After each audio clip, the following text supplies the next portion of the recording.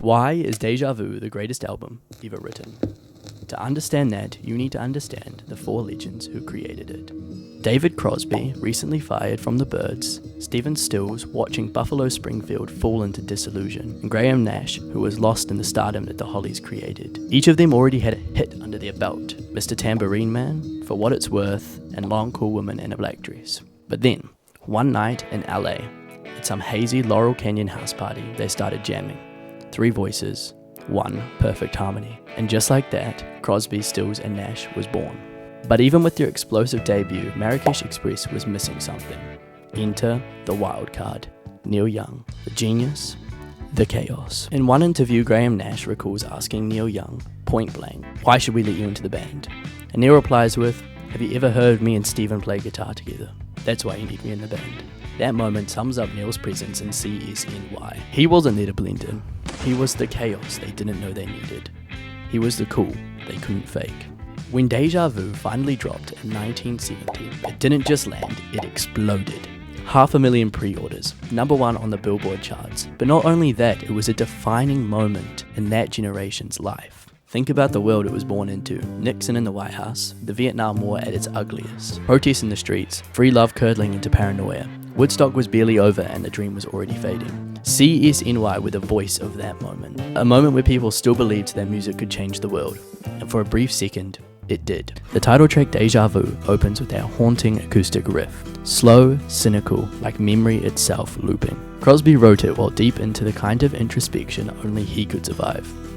He once said he'd lived before, loved before, that his relationships were echoing from other worlds, and you can almost hear that in the way he plays this song. Then Carry On bursts in, all gospel-infused confidence and harmonic perfection.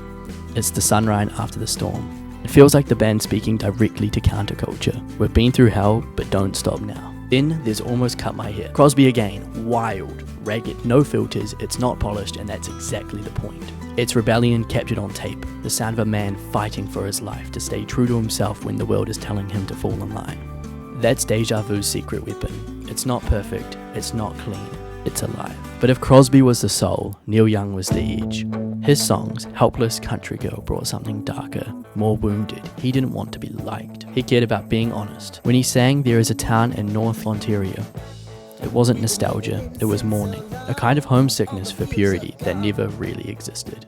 Stephen Stills, ever the craftsman, was the glue holding the band together. He played nearly every instrument on 4+20 and Carry On. It was the glue that held the band together when they were about to break up. And Graham Nash, he was the light, the idealist. His songs Teach Your Children and Our House may sound simple, but they're actually one of the most complex. They were hymns for the human heart. Even amongst all of the chaos, they were saying that we still need to love. What's astonishing is how this band, these 4 clashing personalities, made an album that feels unified when they were anything but. They could barely stand each other in the end. Neil Young would record his parts separately, Crosby would walk out of sessions, and Nash would meditate every fight, yet the music transcended them. Maybe that's the point. Deja Vu isn't about harmony in spite of chaos, it's about harmony with the chaos. It's proof that tension can cause something beautiful. That conflict, when channeled through art, becomes energy. Over 50 years later, the album still feels eerily current. Its themes, identity, division, longing for peace could have been written yesterday. Modern artists still chase that balance between raw emotion and utter perfection. It's the DNA of modern folk rock and, in a way, modern authenticity. Because what Crosby, Stills, Nash and Young did was strip away the illusion. They weren't gods, they were flawed men trying to make something beautiful out of the noise. And maybe that's why Deja Vu endures. Because it reminds us that imperfection isn't the opposite of greatness, it is the greatness. So why is Deja Vu the greatest album ever written? It's because it's not an album. It's a time capsule, a mirror, a wound, and a soul. It's the sound of 4 voices learning again and again that harmony only matters when it comes from truth. And when you listen to it now, really listen. It's not nostalgia that you feel. It's recognition. It's a memory that you can't quite place. A sense somehow that you've heard it all before. Deja Vu.